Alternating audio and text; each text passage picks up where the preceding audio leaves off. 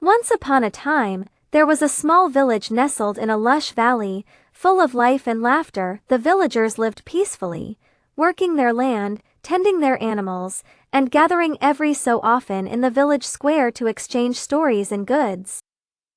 In this village, there was a simple teacher named Elias. He loved books, loved teaching the children how to read, and loved telling them stories that sparked their imagination.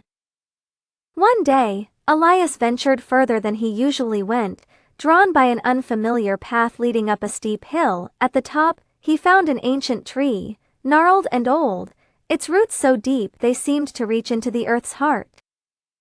Mesmerized by the tree's beauty, Elias sat under its shade and fell asleep.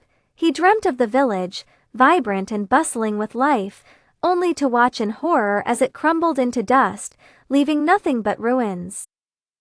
He awoke with a start. The sun was setting, casting long shadows across the valley. Elias hurried back to the village, his heart heavy with the dream's ominous feeling, but to his relief, the village was as it had been, full of life, untouched by any calamity. Determined to banish his fears, Elias went about the days teaching and sharing the joys of life with others, yet the dream lingered. Every night he saw the village dissolve into whispers of the past.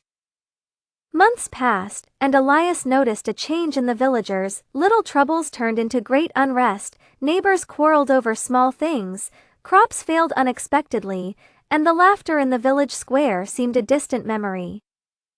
Worried, Elias sat under the ancient tree once more, seeking answers in the rustling leaves. He closed his eyes, willing himself to understand. In his mind's eye, he saw the future, the village struggling through bitterness and despair.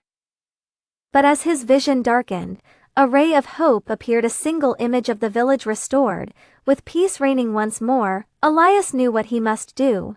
He decided to share his dream, hoping to unite everyone with a common purpose. Gathering the villagers in the square, Elias spoke of hope and healing.